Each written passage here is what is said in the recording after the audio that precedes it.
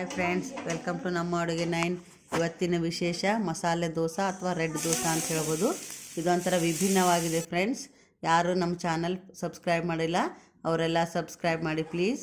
ಆಮೇಲೆ ನೋಡಿ, ಮೊದಲು ನಾನು ಏನು ಮಾಡಿದ್ದೇನೆ, 4 ಟೊಮೆಟೊ ತೆಗೆದುಕೊಂಡಿದ್ದೇನೆ. ನೋಡಿ, ಇದನ್ನು ಸರಿಯಾಗಿ ಕಟ್ ಮಾಡಿ ಚಿಕ್ಕ ಚಿಕ್ಕದಾಗಿ ಮಾಡಿಕೊಂಡು ನಾನು ಮಿಕ್ಸಿಯಲ್ಲಿ ಹಾಕ್ತೀನಿ. ನೋಡಿ, ಮಿಕ್ಸಿಯಲ್ಲಿ ಹಾಕೋಕ್ಕೆ ರೆಡಿ ಮಾಡಿದ್ದೇನೆ ಜಾರಲ್ಲಿ. ಈಗ ಇದನ್ನು ನಾನು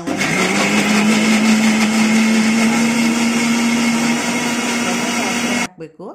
ಅದನ್ನು ತೆಗೆದುಬಿಟ್ಟು ಈ ರೀತಿಯಾಗಿದೆ, ಇದನ್ನು ತೆಗೆದುಬಿಟ್ಟು ಇಟ್ಟಿದ್ದೇನೆ. ಹಾಗೆ ಒಂದು ಬಾಣಲೆಯನ್ನು ಗ್ಯಾಸ್ ಸ್ಟವ್ ಮೇಲೆ ಇಟ್ಬಿಟ್ಟು ಎಣ್ಣೆ ಹಾಕಿದ್ದೇನೆ. ಈಗ ಒಗ್ಗರಣೆ ಮಾಡೋದು. ಅದು ಬಿಸಿ ಆದ ತಕ್ಷಣ ಜೀರಿಗೆ ಹಾಕಿದ್ದೇನೆ, ಮತ್ತು ಈರುಳ್ಳಿ ಕಟ್ ಮಾಡಿ ಇಟ್ಟಿದ್ದೆ ಅದನ್ನು ಕೂಡ ಹಾಕಿದ್ದೇನೆ. ಅದನ್ನು ಚೆನ್ನಾಗಿ ಫ್ರೈ ಮಾಡಬೇಕು. ನೋಡಿ, ಈ ರೀತಿ ನಾನು ಫ್ರೈ ಮಾಡ್ತಾಯಿದ್ದೇನೆ. ಕಂದು ಕಲರ್ ಬರೋವರೆಗೂ ನಾವು ಈರುಳ್ಳಿಯನ್ನು ಚೆನ್ನಾಗಿ ಫ್ರೈ ಮಾಡಬೇಕು.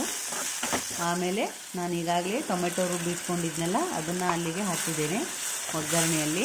ನೋಡಿ, ಈ ರೀತಿ ಅದು ಫ್ರೈ ಆಗಬೇಕು. ಆಮೇಲೆ ಸ್ವಲ್ಪ ಅರಿಶಿನ ಪುಡಿಯನ್ನು ಹಾಕಿದ್ದೇನೆ. ಹಾಗೆ ರುಚಿಗೆ ಬೇಕಾದಷ್ಟು ಉಪ್ಪನ್ನು ಹಾಕಿದ್ದೇನೆ.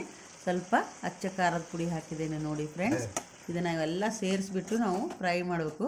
ಅದು ಒಂದು 5 ನಿಮಿಷ ಅದು ಒಲೆ ಮೇಲೆ ಇರಬೇಕು.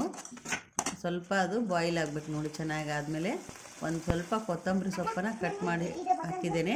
ಕೊತ್ತಂಬರಿ ಸೊಪ್ಪು, ಅರಿಶಿನ ಪುಡಿ ಇವೆಲ್ಲ ಆರೋಗ್ಯಕ್ಕೆ ಒಳ್ಳೆಯದು. ಅದಕ್ಕೋಸ್ಕರ ಇದನ್ನಲ್ಲಿ ಹಾಕ್ತಾಯಿದ್ದೇನೆ. ಇದು ಒಂಥರ ರುಚಿಯಾಗಿರುತ್ತೆ ದೋಸೆ, ಒಂಥರ ಬೇರೆ ಟೈಪ್ ಇದೆ. ಮಕ್ಕಳಿಗೆಲ್ಲ ತುಂಬ ಇಷ್ಟ ಆಗುತ್ತೆ.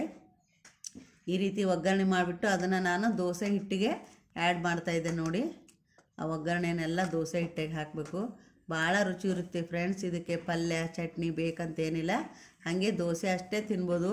ಎಲ್ಲರೂ ಇಷ್ಟಪಡ್ತಾರೆ. ಬಿಸಿ ಬಿಸಿಯಾಗಿ ಮಾಡಿ ಕೊಟ್ಬಿಟ್ರೆ ಎಲ್ಲರೂ ತಿಂತಾರೆ.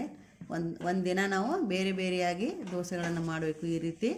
ಆಮೇಲೆ ನಾನು ದೋಸೆ ತವಾನ ಗ್ಯಾಸ್ ಸ್ಟವ್ ಮೇಲೆ ಇಟ್ಟು ಅದನ್ನು ಸ್ವಲ್ಪ ಬಿಸಿ ಆದ ತಕ್ಷಣ ಸ್ವಲ್ಪ ನೀರು ತುಂಬಿಸ್ತಿದ್ದೇನೆ. ನಾನ್ ಸ್ಟಿಕ್ ತವಾ ಇದು. ಈಗ ದೋಸೆ ಹಾಕಿದ್ದೇನೆ. ನೋಡಿ, ಮೇಲೆ ಒಂಚೂರು ಎಣ್ಣೆ ಹಾಕಿದ್ದೇನೆ. ಈ ರೀತಿ ಕಾಣಿಸುತ್ತೆ ನೋಡ್ರಿ. ನೋಡಿದ್ರೇ ತಿನ್ಬೇಕು ಅನ್ಸುತ್ತಲ್ವಾ. ಆಮೇಲೆ ಎರಡೂ ಬದಿಗೆ ನಾವು ಈ ದೋಸೆನ ಬೇಯಿಸಬೇಕು. ನೋಡಿ, ಈ ರೀತಿ ಎರಡೂ ಬದಿ ಬೇಯಿಸಿದಾಗ ಭಾಳ ಚೆನ್ನಾಗಿರುತ್ತೆ, ರುಚಿ ಇರುತ್ತೆ. ಬಿಸಿ ಬಿಸಿ ಇದ್ದಾಗಲೇ ತಿನ್ನಬೇಕು. ಆಮೇಲೆ ಮಕ್ಕಳಿಗೂ ಇಷ್ಟ ಆಗುತ್ತೆ ಫ್ರೆಂಡ್ಸ್.